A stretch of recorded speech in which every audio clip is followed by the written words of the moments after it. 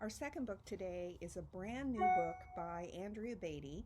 She's the lady that wrote the Iggy Peck books. This one's called Sofia Valdez, Future Prez.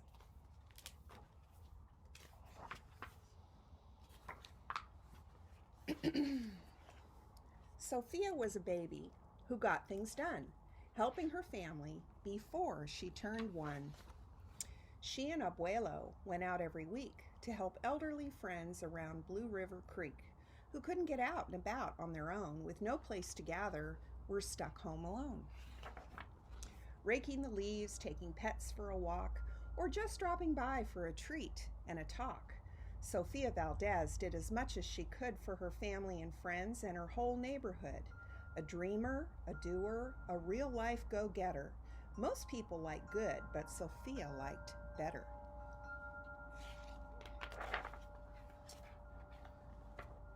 Each morning, Abuelo walked Sophie to class. They walked home again along Blue River Pass, making plans, munching cookies, Abuelo and girl, except for Tuesday when Pup saw the squirrel. With a howl, Pup took off, racing all through the town, over, under, beneath, and around. Sofia scrambled to try to keep up with the hollering man and the bellowing Pup. Up the squirrel ran to the top of the hill, made of leftover junk for the local landfill. They reached the tip top of that mountain of trash, which jiggled and broke with an ear-splitting crash. Down they all tumbled and hit with a thud on a moldy old pumpkin surrounded by mud. "Ouch!" cried Abuelo. He struggled to stand. "A dangerous mess," he said, grasping her hand. The next day, Sofia walked to school solo, but it wasn't the same without her Abuelo. "This is not right," declared young Sofia, who glared at Mount Trashmore and got an idea. The very next morning at dawn, she planted a sign in the front of the lawn. She stood back and smiled, and Pup gave a bark. "Get rid of Mount Trashmore. Let's build a new park." Each of her neighbors had something to say about benches and fountains and places to play, meeting spots, gardens, a basket for bees, a rubber duck pond, and a kiosk for cheese.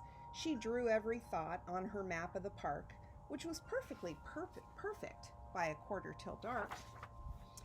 She drifted to sleep in her soft, cozy bed. Then, bam! She woke up when a thought smacked her head. Her heart skipped a beat as she realized each one of her neighbors had said, "Let me know when it's done."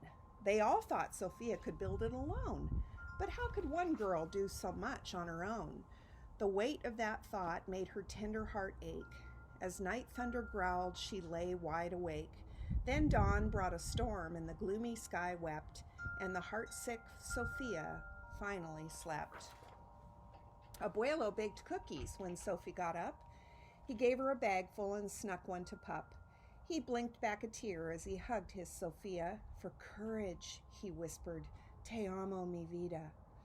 Sophia's knees wobbled. She felt weak inside. She looked at his ankle and quite nearly cried. Though she didn't feel brave or courageous at all, Sofia Valdez went to face City Hall. And here she is, going up to the City Hall. The mayor's office sent her to room 401, the Blue River Creek Department of Fun, which sent her downstairs to room 302, the Office of Duck Ponds and Cool Things to Do, to the Office of Monkeys, the Department of Cheese, the Division of Fountains and Meetings and Bees, then down to the basement, so musty and cramped, where all the town's papers were sorted and stamped. And that's where the clerk said what no one else did. "You can't build a new park. You're only a kid." The words smacked Sofia deep down in her heart. Her plan was kiboshed before it could start. "I think," said Sofia, "I think that law's wrong." But her second-grade voice didn't sound very strong. The clerk said, "Clearly it cannot be done. Do you have any questions?" Sofia said, "One, if you were me and if I was you and he was your grandpa, what would you do?" "I? Well," said the clerk. Then she said nothing at all. She thought and she thought.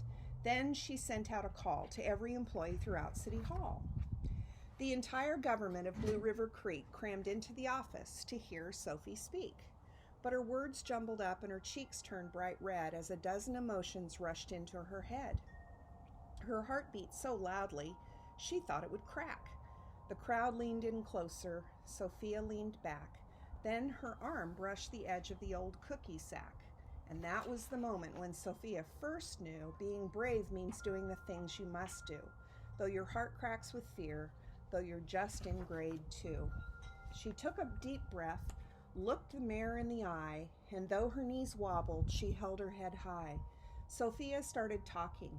She spelled out her plan and why it all mattered and how it began. And once she got rolling, she had lots to say about meeting spots, monkeys, and places to play, and other ideas for things they could do to help the town elders and other folks too.